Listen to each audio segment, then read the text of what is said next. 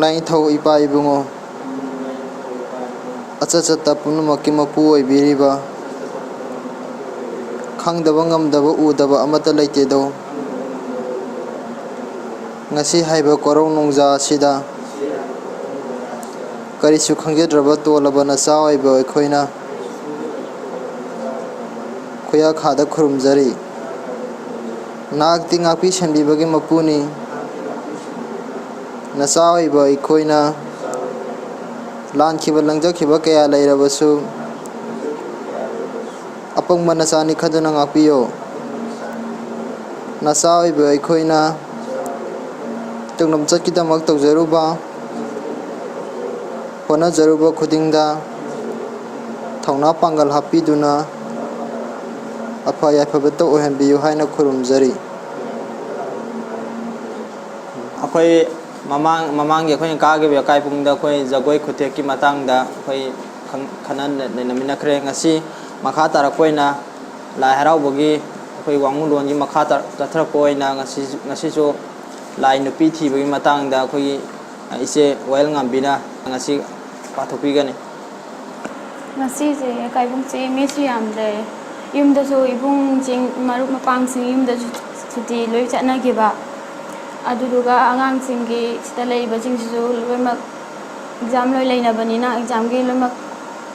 loi chinna gare mi su lakna dre adubu ngasi gi YAKAIPUNG akoi gi nung tha amada anirak hafta anirak hafta amagi manungda anirak ka ba YAKAIPUNG si soidana bagi damukta ngasi su pangthok chabani adu ngasi aina pathok chagadorba matang si Lai Nupi Thiba ga Lai Loi matang dani Lai Nupi Thiba sina kari takli haibadi mioi bana salep kangthon pharakpabu Lai Nupi Thiba kawi haibadi mioi bana salep kangthon pharabadi yumlai londa khongda babu takli amana ani gi taibung ni haibachu ningsing halli haibadi salep kangthong haibadi sarep phaba mapung phane mari phaba adubu aduda yumlai lon haibadi yumban bayare haibagi sare mapung mioi basina mapung mari phara matamda yumban bayare yumban bigi lambi khongda bayare haibadu takliba kaino amaneba aduga amana anigi taibung ni haibasu ningsing hali haibadi nupa haga nupi taibung pasda leibasi nupa haibam ga nupi haibam magani nupa ga nupi ga ani du pullaga ani duna ama haiba poto semaga taibang pana se semi bani haibadu takli bani ba aduga Lai Nupi Thiba numita matai manau thok tuna lai gi mamangda jakoi sai jakoi asibu matai manau jakoi nongpok panthoi bi jakoi amadi khamba thoi bi jakoi haina hai jakoi asi nupa na khudum chingna sai nupi na thek na nongna sai akoi gi Lai Haraoba da nupa na kamaina jakoi sai nupi na kamaina jakoi sai nupa ga nupi ga jakoi khuthek manadi koi cha adu jakoi khuthek manade kana mana sai jakoi puna mangloi Lai Haraoba uraba ngantene adudagi champra okpida animak chap manana saminaraga khujeng lebida loisilli masina takli badi jakoi sari banupa aduna miyobagi awangwo wakhanni nupi aduna lamhen chawbi pukningni jakoi sari banupa aduna takli khudum chinga sari badum miyobagi awangwo wakhanleba aduga nupi na thekna nongna sari baduna lamhen chawbi pukningni haiba takli baneba nupa na khudum chingna sari ba jakoi aduna wakhanna pukningbu khudum chanduna kalakpa mihauba launamba asauba napal amadi apam nungsi hairaba yaknaba taruk asibu thadokpa phongdokli nupa na khudum chinga sari ba jakoi aduna kari taka haiba matamda kalakpa haibamne mihauba haibamne asauba haibamne aduga launamba haibamne napal haibamne aduga apam nungsi haibaje akoi moy bana loimak phawdaba yade nupa ga nupiga adumapu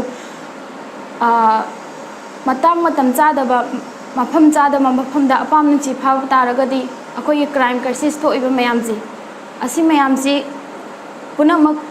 control tawba ngamba hai tare hujikan haragana punamak phajinba phadaba ngamba adu takli baneba aduga nupina thekna nongna chaba haugadaba matau mana sari ba jagoi aduna miyobegi awangwo wakhana lamhen chawi pukningbu khudum channaba pukningna magi napal thektuna tetha noktharakobu phongdokli akhoigi nupi singna thekna nongna chaba man hauba mando mongna thekna nongna yamna ingna tamna sari baduna mahaki pukning wakan jubu phathanaba tethanaba ingtha tapthanaba honaduna saba jagoineba saba pukning adubu phongdokpaneba aduga nupa nupi animak champragi opi chakoi sariba aduna taklibadi laining ahansingna lamhen chawbi pukningbu awangba wakanna chapsinduna thambadagi yeknaba puri pukning taruk mangkhiduna awokpa apenba phangbabu wakanna pukningbu chaptuna thambadagi awokpa phangni haibagi chappa opi haina hairibani ngasagi champra opi haina simdogi baje hamba thainagi Wangangloi pai puna chappa opi haina khangnarameba chappa opi dagi wadu kitang theidokibaneba champra opi haise chappa opi haibati ngasagi apam nungsi yedagi asauba kalakpa mi hoba ngasagi tarukto makhal tarukto olomak phadaraga chapsilaga punsilaga punsilaga mahaki pukningbo wadak watemduna thamba ngamnaba oina sakibaneba haibadi miyoibagi awangba wakhanna pukningbo khudum chalabadi yeknaba langlo oiriba pukning taruk mangkhiduna tangkhraba mamal naidraba apenba haiba mahei adubu phangi haibabu chappa okpa chakoi takli aduga chappa okpi chakoi saba matamda khut nama sindok sinjin tongna nongthakta haigatuna phogaina satba thambal lekagi moong manasai asina taklibadi khut yana wakhani oina pukningni chakoi sabada nupa ga nupi ga chap manana saba yaubane ba sumaina khuto sumaina tawga ani mong nupa nupi chap manana sabada adunga khut yetna wakhani aduga khut oina pukningni haiba takbane ba aduda saba jogoi duna taibaje miyoibana apenba haiba mahei phangdringai jadi miyoibagi punsi asi wakhan na ngahak ngami pukning na ngahak angmu ngami asumna aphapata tangkhai oi apenba haiba posak tu phangdringai matam dadi miyoibana wakhan na mungam na jakani pukning na mungam na jakani wakhan na makhan gani si tawbuji phari bar phatabra pukning ngamu apamba ma oigani ai bu si tawjira ai si yam pame haina pama oigani wakhan ga pukning ga ani mukta sang chap mana salaba matam dada ani dugi ani am awang khal manana leirama matam dada miyoibana asauba kalakpa mi hoba mayam do loi phadarakadineba ani mukta chang chap manana semba ngamnabagi damakta thambiramba kanoneba jagoi makhalneba aduga pukning khudum chanduna apenba mahi aduda tinsin khraba sing adugi wakhalga pukninga lanthingnabagi maisa adu mutkhre hujikti mutkhre loikhre pukning wakhan haiba tongan khidre amata oikhre mapu mabu ngaihak ningsing jabana wakhal oikhre taibang pangi yaifa lambi oinaba ningakpana pukning oikhre laibu hangkatna yengbaga taibang panda hantani yengbagi khenaba laikidre laida hangkatna yengbasu lai oina ukhre taibangda hantani yengbasu lai oina ukhre sanaga leipaka chap manana ukhre achan mira laikidre chap manana nungsikhre ngasaigi pukning wakhan apam ba kalakpa mi hoba ngasaigi taruk makto loimak phajin punjin thamgi taragadi akhoisi lai gum leba chap muyoiba akhoi mapuna thabirak pani taibang kumai sananaba adunga kalakpa mi hoba apam nungsi punamak khoina hojik chang manana khalamda thamba ngamaga khoina chatpa ngam taragadi akhoi lai ga pangka oireba aduga taibang pan mapu ma da mangonda yangkhakhiba taragasu aduga makhada yengdaba taragasu akhoi balance managareba makhada yengdaba haibadi karino haikanda akhoi dagi henna lairaba akhoi dagi henna nangba natragana akhoi dagi henna phata haudi mayam da yeng taragasu mapugi laikon gumna khallaga akhoi na chap manaba minumsi yengba ngambadu aduga chap manana khanba ngambadu anem awangi thak lehendabadu wakhan bu phajin bangame sini achan miran lai tabara chap manana nungsiba minumsi pokpa ngambadu sida achan miran lai khidre chap manana nungsi hankre haise sanaga leibaka chap manana khanba ngamba penthokpa ngambadu ngasagi apenba haiba wahaidu yawkhibadu apenba haibadu lai awokpa apenba haibadu ngasagi chappa ukpi jagoi tuna takhibane jana aduna chappa ukpi jagoi jana ai khoi pele loire haibaduna apenba oina pohangibane ba sanaga leibaka ai ngonda awat apa amta leitre haina khalanba mahakti aiga chap manai haina chakni ba amata ju khanba ngamba wakhan khanba ngamba ina kara khunba amata ju aina yamna kanu tawna khaludaba adune kalakmi hoba po udaba asigumba mi mahak aduna laibu hangatna yengbasu mapugi makai thambal oikhre taibang panda hantani yengbasu mapu magi makai thambal leka mo ong malibani amana taibang panda hantani yengbaga laida hangatna yengbaga chap manakhre haibabu khut nama silon sinjin sariba jagoi aduna takliba aduga lamhen chawbi pukning tarukpu khudum chanduna apen bahaiba mahai aduda tillaba matamda wakhan ne hena naukidre pukning nasu hena takidre chap manana tetha naukthrakre wakhan ga pukning ga chap manana ingta taptha hangre ko chap manana pugre wakhan gi pukning ga khena na lairamba marak ahoba adu apen bahaiba mahai adunda chingsinkhre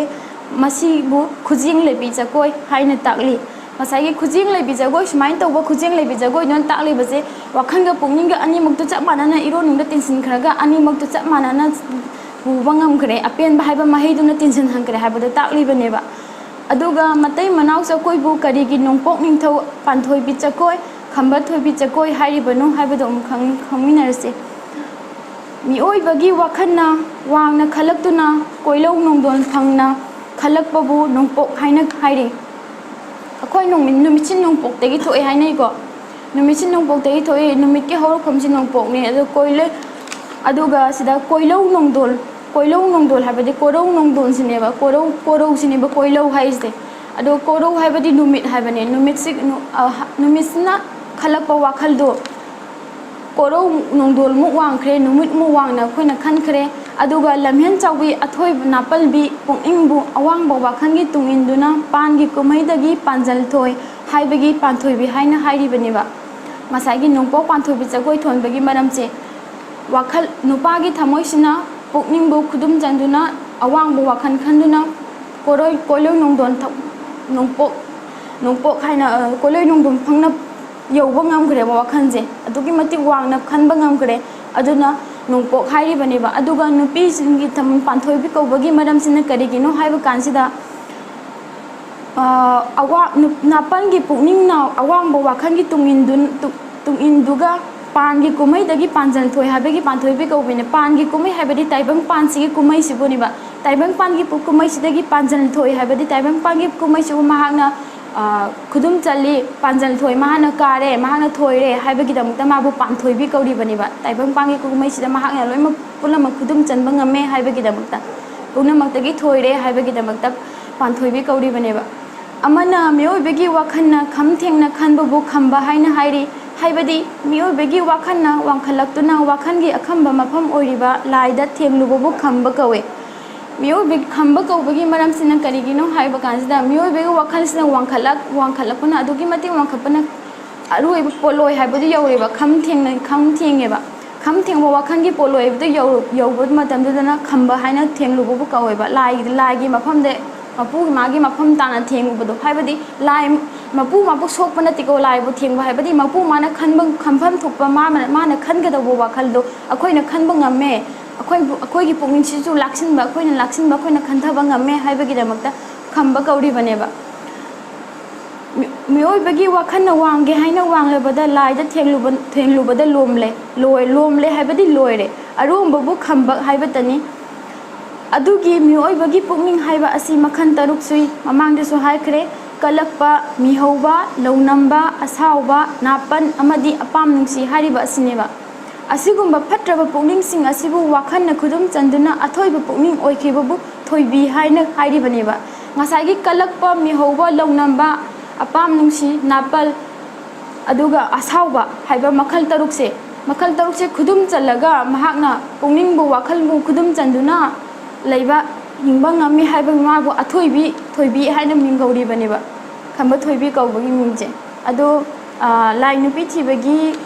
sandukna takoy matangje sada loire je aduga lairoi simaga loisanjaramage lairoi haibadi lai nongaba haibadi akoina siba ju hainai ko ahansingna aduga lairoi haiba asi mioi bagi lomba haibadi siba numitpu lairoi kawe haibadi ngasai Koyna लाई हराउबसी लाई हौ नुमितगी लाई मियोइबना हेक पोगलकपदै ताइबंग होंदारकपदगी ना लाई नुपी थिबा अदगी लाई रोय ma'am थोइजे मियोइ ताइबंग पासिदा मियोइबने हिंगलिबा पुंसी मै हिंगसिगी ताकबा कुमै अमनेबा अखोइगी लाई हराउबा हाइजे याम वांगुलन वांगबा कनो कुमै अमा खल अमनेबा अदुना औसिकी मियोइबगी सिबा हाइबा मतमदु यौरेबा लाई रोय हाइबसिना ताकलेबजे अदुगा मियोइबगी लोंबा सीबा नुमितपु लाइरोय कवी हाबदी मियोइबा अखोइना सीबा नुमितपु लाइरोय कवी मियोइबा अखोइना हराव तयामना ngaihakta hingjariba punsi matek asibu laina harauribani haibagi lai haraoba कवी मियोइबगी हिंगलिबा punsi asibu ngakta hingjariba punsi matek asib laina harauribani haibagi damta लाइरोय कवीबा मियोइबा अखोइना हराव तयाम बनी हाइना खंजरिबा हराउरिबा असidi लाइना हराउबगी ममिनी मपू माना हराउबगी मम्मी दुनेबा अखोइना ताइमंग पासिदा अखोइना सानरिबे मपूना चानबिद्रदि अखोइ पुनमक्से ताइमंग कुमै सानदना लेबा ngमोइदना अदुना मियोइबा अखोइना हराउरिबा असि लाइना हराउबो ओइबना मियोइबगी पुनसिना खंबा नुमिता लाई हराउबो लोइरे मियोइबना इमागी पुइबुक नुंगदगी ताइबंग लमजाउ फारोकपा नुमितपु लाई हौ कौइ हिंगलिङै पुनसि मतेक अदुना लाई हराउबो कौइ पुनसिगी नुमितना चांजा संखिबा नुमितपु लाइरोय कौइ मियोइबगी पुनसिना याचंख्रबदा हक्चांगना मालेम थक्ता ताहौरे थवाई कौवा निंगसिथोइबा चेक्लाना कोइरौ नोंगाख्रे मसिबु लाइरोय अमदी लाई नोंगाबा हाइना खंगनै उकल्ली हंकेन हाइबा औग्री हंकेल हाइबा मते अमखतंग उकल्ली हंकेल हाइबसि करिनो हाइबसि मते अमखतंग बाथाजरमगे अदुगा मथंगी यकाइपुंगदा अमु मखा ताबा लोइसननबा उकल्ली हंकेल हाइबा असि करिनो हाइबदी हक्चांगी हंगदगी हक्चांगी कोंदगी केंदुना मांगखिगदबा तंफा फंबीबु कन्ननबु हनबबु उकल्ली हंकेन कवे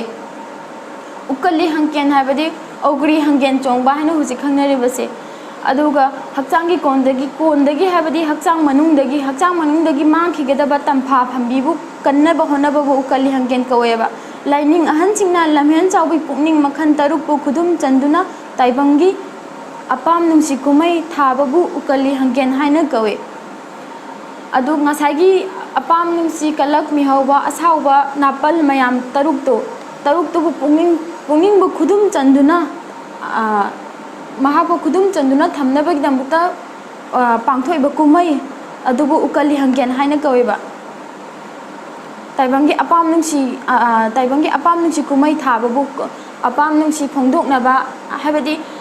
अखोइगी थाबल चोंगबदा अदगिदी नहावाइगी कइनो सानबदा करी सानबाबा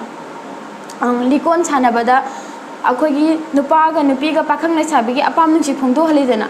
अदुना उकल्ली हंगेन औगुरी हंगेन चोंगबा हाइबसिदा पाखंगा लेसाबिगा चोंगदबा हंगेन